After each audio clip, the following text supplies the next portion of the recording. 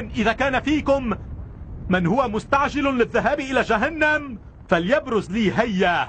بسم الله. أخبرني أيها القط الصغير من نفخ فيك لتؤدي دور الأسد. عد إلى أمك أيها الغلام، فأنت لا تزال صغيرا لتقارع الفرسان، وما بيدك ليس آلة لعب بل سيف، ونحن جئنا للحرب لا للعب. فاذهب وليأتي ولي أمرك. يا ابن نمير، ألا يكفيك كل هذا الرجز؟ ألا تريد أن تتقدم للحرب لتثبت أنك رجل محارب قوي وشجاع؟ يا هذا، اذهب ومرغ أنفه في التراب واثكل أمه به.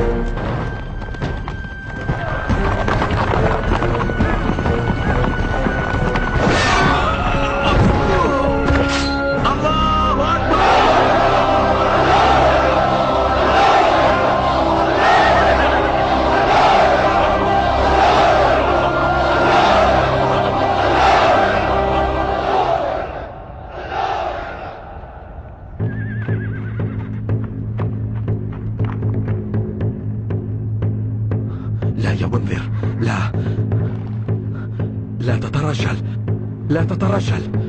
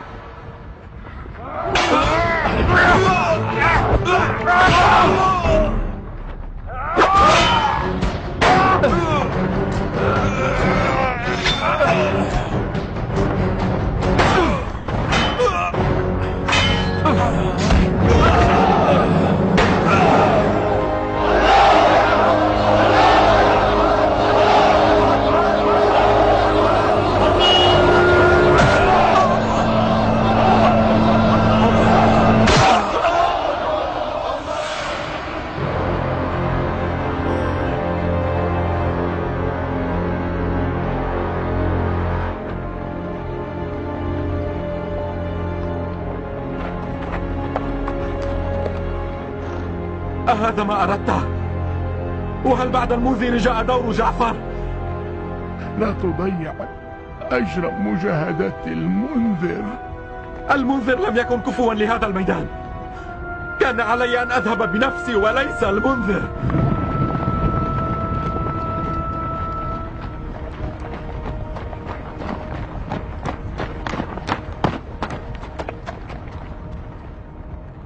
أنا آسف يا حضرة الخليفة، لقد حارب المنذر رحمه الله بكل بسالة، فأذن لي بالذهاب إلى الميدان لكي آخذ بثأر المنذر. لا يا ابن مطيع،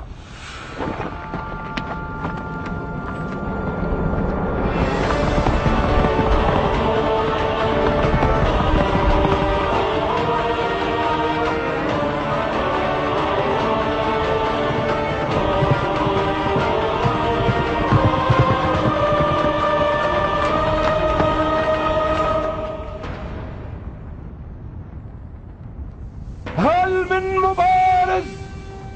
من أنت؟ ولماذا أنت متنكر؟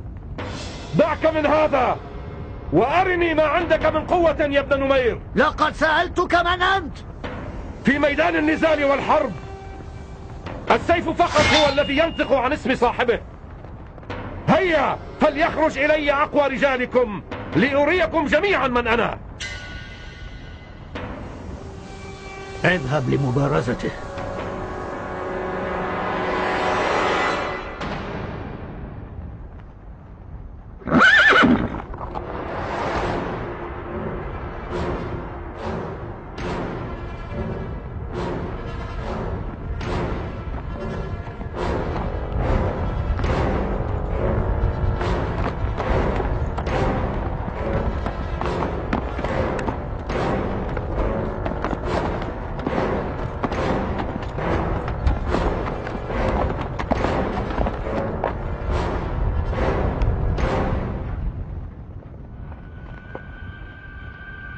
إن اسمي حطب، ومشهور بفارس يليل الشام.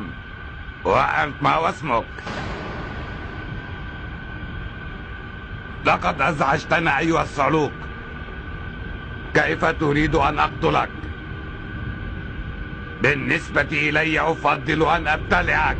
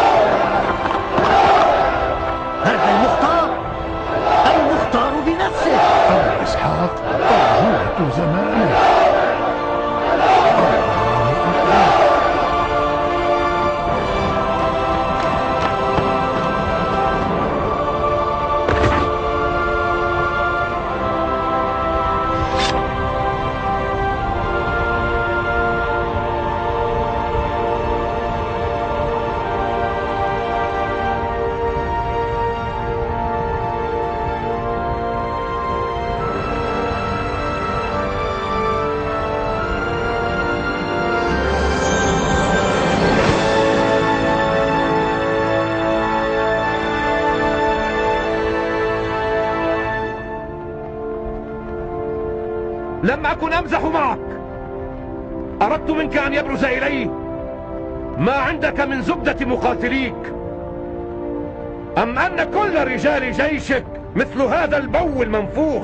يا مختار، أهذا أنت؟ قل لي بماذا بعت شرفك؟ بالحكم على العراق؟ آل الزبير مخادعون لن يوفوا بعهودهم. تعال إلينا، أعاهدك بشرفي أن أتوسط لك عند الخليفة يزيد لكي يسلم لك الحكم على العراق.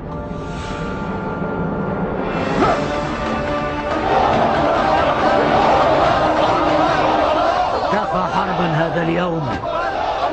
اقرعوا طبول وقف الحرب واحملوا الجنازتين من الميدان.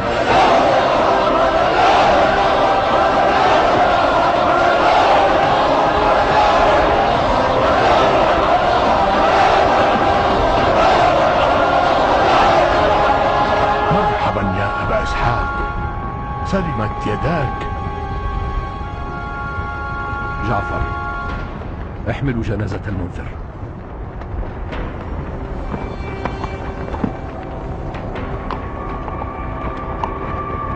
مصعب،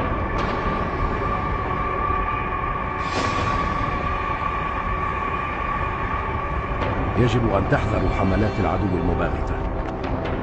لا تنخدعوا بأبواق وقف الحرب، فالحرب في أوائلها.